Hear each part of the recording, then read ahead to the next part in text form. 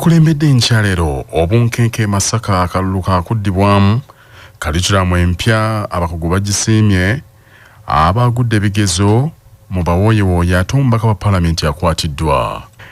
Obwakabaka bwa Buganda bukuutidde abazadde abasomesa n'abakulira amasomero okubudaabuda abayizi abagudde ebigezo by'ekibiina ekyomusanvu ebyafulumiziddwa olunaku lw'eggulo era bababuulirire baddemu basome bayite obulungi oluvannyuma.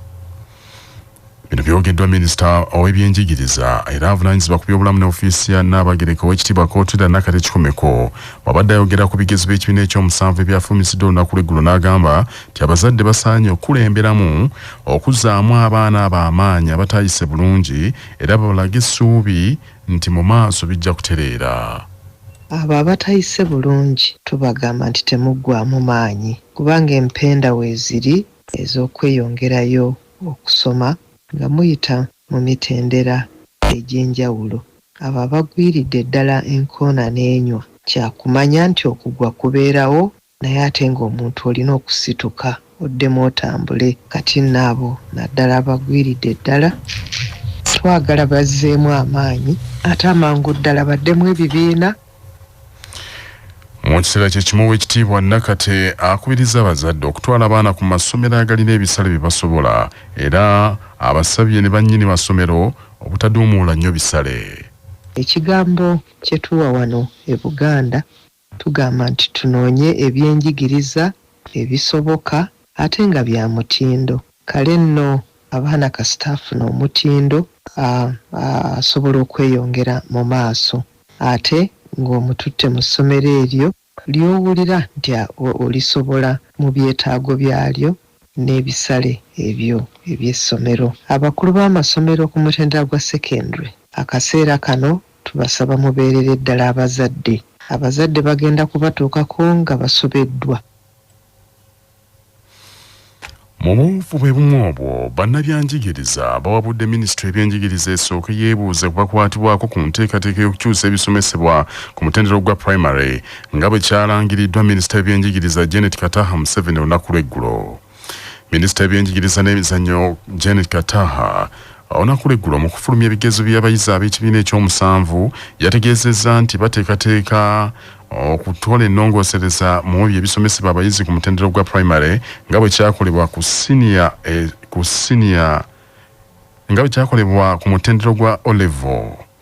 Abakugu mu byenjigiriza bagamba nti obwetaavu obw'ennongoosereza zino weebuli kubanga kalikulamu y'omutendera gwa primary eriwo yatandikibwako emyaka mikadde nnyo newankubadde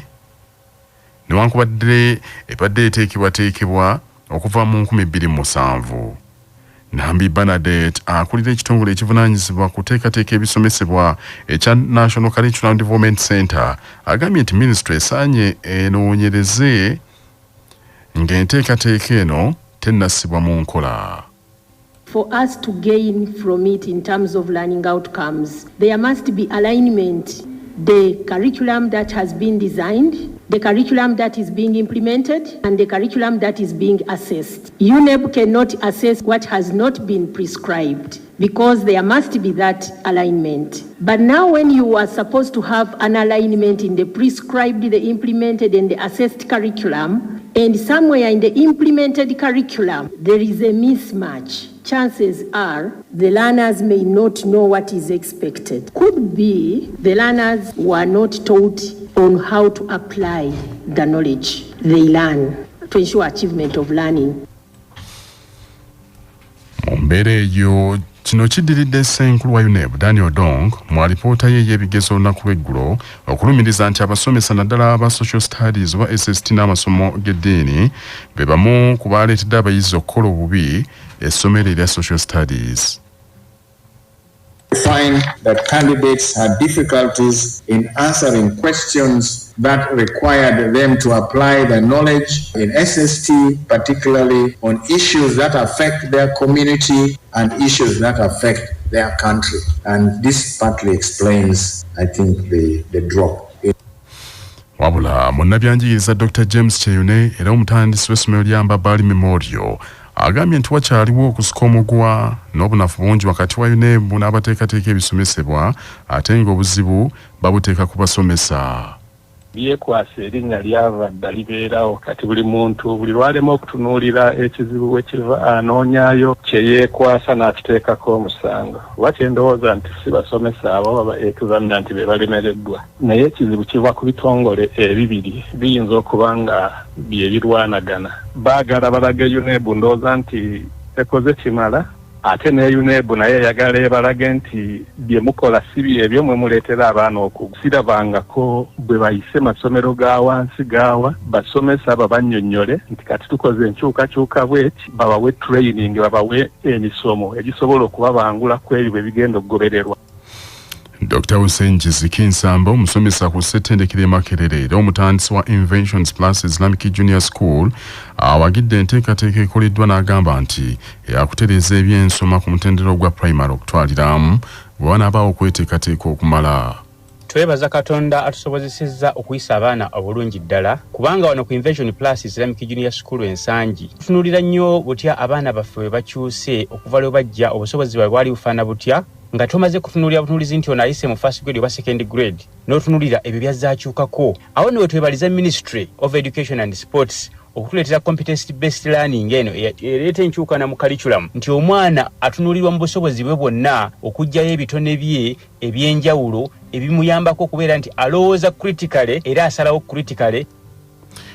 Abakulu b'amasomero aboogeddeko ne Chabasa abakulembeddwa Agnes Balitema director wa The T-Stars Junior School Salama Sakunda Solo Irene akulira St. Francis Buddo Primary School basimye enteekateeka eno wabula ne basaba government esooke bangula abasomesa. Esooketeeketeeka abasomesa abagenda okuteeka mu nkola curriculum eyo nga tebannagijjayo ne bwe banaagireeta tejja kubeera ya mugaso eri eggwanga kuba abasomesa bennyini colleges tezinnaba kutandika kufulumya abasomesa abali ready to handle competence based curriculum. Senchima Kalisti Charles omukulu w'essomero Brilliant Angels Junior School ekyengera okutwaliza wamu twebaza Katonda nti twasobola okutuuza abayizi 24 12 ne bayitira mu ddaala erisooka ate era 12 ne bayitira mu ddaala eryokubiri. Ekyatusobozesa ekyo okukolera wamu n'abasomesa ate era n'abazadde okusasula school fees mu budde. New curriculum ekiteeso ekyo nkyaniriza lwakuba nti tusaba abatesitesi basobole okutuwa ebikozesebwa nga bukyali. Nasolo Irene Setumba head teacher St. Francis Junior School Buddo. Nebaza nnyo abayizi baffe bonna kubanga nabo bataddeyo omwoyo era ne babeera nti bawuliriza bulungi abayizi ebyabasomesebwa ati n'ebyo bebimu ku bisobodde okutuyamba okukola obulungi bwe tutyo. Agamu ku masomero agakyajaganya olw'okukola obulungi nawo genyumiriza nnyo mu nkolagana ennungi n'abazadde. Essomero lya The T-Stars Junior School Salama lyatuuza abayizi abawera ddala 27 nga abayizi 17 nga abayizi 7 bayitidde mu ddaala erisooka ate 10 ne bayitira mu ddaala eryokubiri. Life Mercy Primary School Muduuma Kibuutu nga abayizi 19 bayitidde mu ddaala erisooka ate 13 ne bayitira mu ddaala eryokubiri. Eden Valley Junior School Mabombwe Wakiso nabo bakoledde ddala bulungi. His Grace Junior School Kyambazi Nsangi nabo bakoze bulungi so nga Top Care Primary School Bujuuko nabo bajaganya. Ibon Ryan Junior School Day and Boarding Emaya Sako Kidawalime Preparatory School Namungona Kampala St. Aloysius Primary School Buyinja Kyannamukaka nga abayizi 28 bayitidde mu ddaala erisooka ate 6 ne bayitira mu ddaala eryokubiri.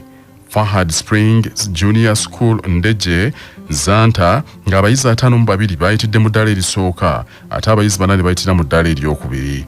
Pearl Star Islamic Primary School Makulungo Butambala nalo lyakoze bulungi saako Little Angels Primary School Maya.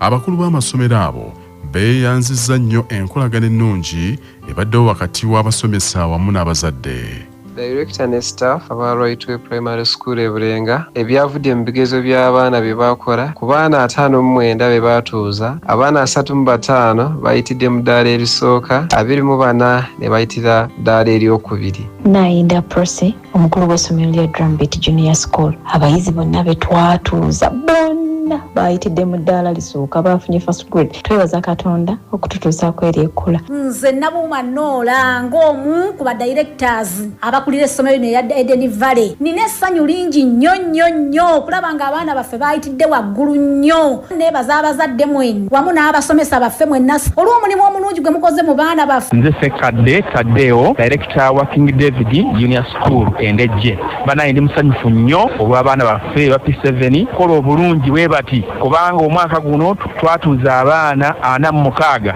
naye abaana 45 basobodde okola first grade. Badyaze Eric, head teacher St. Noah Junior Boarding Primary School. Tuuse okusiima management staff bonna n'abazadde baffe kuwo abaana omwaka guno batukoledde obulungi 2025.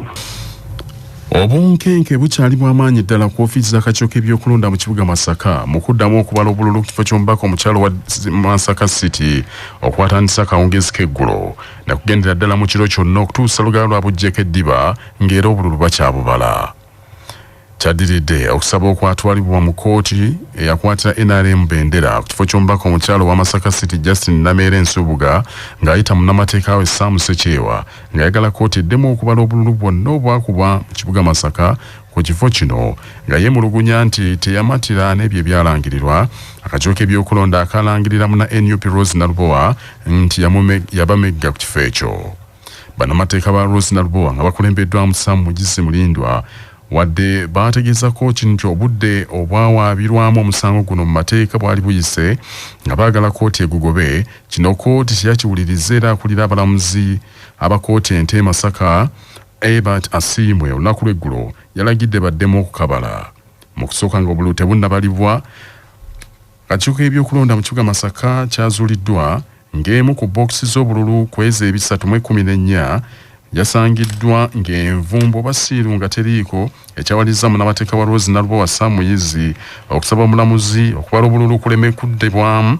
Kyokka omulamuzi Ebert Asiimwe yasazeewo nti bookisi emu tejja kulemesa kubala bululu n'alagira okubala obululu kugende mu maaso.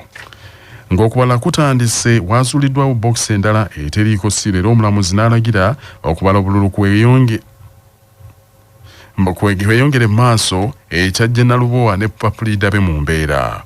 Wezibedde essaawa 2 enkya leero nga tetunnajja ku mpewo nga baakabalako obululu bwa bookisi 50 zokka ku ezo 313 ezaasigaddewo kyokka nga ebyokwerinda binywezeddwa nnyo munda mu kakiiko k'ebyokulonda n'ebweru wonna poliisi n'amagye bateevuunya. Abantu aboogeddeko ne Kyabassa mu kibangirizi kya Liberation Square kumpi kitundu kya kilomita emu okuva ebabalira obululu bino bye boogedde. 525 voters out of the 500, 14 we are said to have voted Nakabuye Juliet Makande, and indeed voting ballot papers were found in the box. 67 we are said to have voted Nalubowa Rose, indeed 67 were found in the box. Embeera bwetu bwe badde nga bakyabala obululu. Bannakibiina kya NRM mu disitulikiti y'e Kamuli abaakuyegera omukulembeze w'eggwanga n'awangulira waggulu akalulu bawanjagidde bekikwatako ku kitebe ky'ekibiina kya NRM bayingire mu butakkaanya ku nsonga ya ssente zaabwe ze bataafuna. Bano nga bakambwe okukira omususa bagamba nti baalekawo emirimu gyabwe ne badda mu kuyegera mu Museveni obululu. Babasuubiza okubasasula naye ne gye buli eno tebafunanga yadde ku munwe gw'ennusu.